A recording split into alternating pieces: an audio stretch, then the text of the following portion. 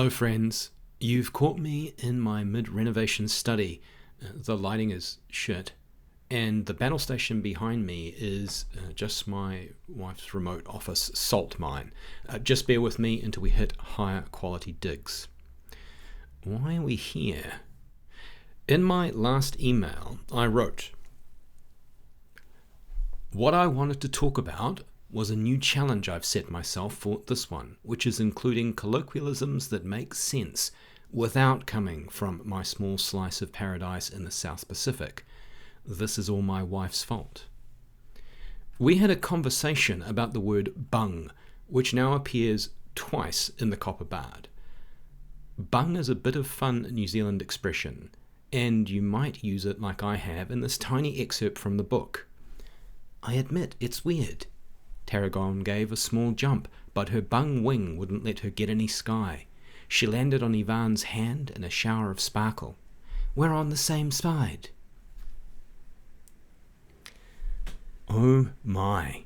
So very many of you replied. So here I am to read some of those replies in my New Zealand accent and provide a little editorial. First up, on machine intelligence. Peter Bruns initially wrote telling me that bring it meant shoving it where the sun don't shine, but a quick autocorrect pass showed that he meant bung it. We got that squared away, but it's worth noting you shouldn't say bring it to a New Zealander unless you want to start a fight, because that's what it means. On alternatives. Kay Hyland said that I could use Kiwi terms like munted, stoked, she'll be right, or hard case. We already had munted down, but the others are pure joy. Hard, hard out, and hard case are all adjacent.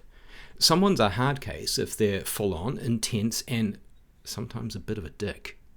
Hard out can be used like no way or for real, but more as a confirmation than a question. Hard is just a statement. Bro, I just benched 20 kilos. Yeah, hard. You wouldn't say that for 20 kilos, maybe for 200. Anyway, this brings us to mean, which means good. No, I don't know why that is either. Mate, I got the job. Yeah? Mean. Economics. Eve Balut, from the fair land of the wee folk, complained about my country in a specific economic way. Her friend's husband, a New Zealander, when asked to bring her a couple of biscuits to go with her tea, he would bring her exactly 2 biscuits. She maintains that in Ireland, a couple translates to bring the whole packet. This explains the obesity epidemic. The dilation of language. Jan said that bung sounded like bum, as in having a bum leg. I've heard that too, and can't help but wonder if there's some glacial language drift at play. Bum is a swear word for toddlers, and I can imagine concerned parents trying to mix it up a little. If your 5-year-old starts school and drops, "I've got a fucked leg," they'll immediately know it's the parry boy. Using bum in front of your children will hold off children's services at bay for a few more years. Donuts. Michelle Owens writes, I recently had a friend visit from New Zealand. Our Texas slang often will confuse a Kiwi. Look, editor's note here. Your slang isn't the only thing that confuses us about Texas. Back to Michelle. My friend Catherine wanted to shout me a hotel room for a trip. That's not something we say here, and I asked her why she wanted to shout at me. We also don't take tea, we drink it. If you hear a New Zealander saying something that is the spitting image or something crapped out or telling somebody to fluck a flying donut, well, you can thank me later. I don't know anyone who says fuck a flying donut.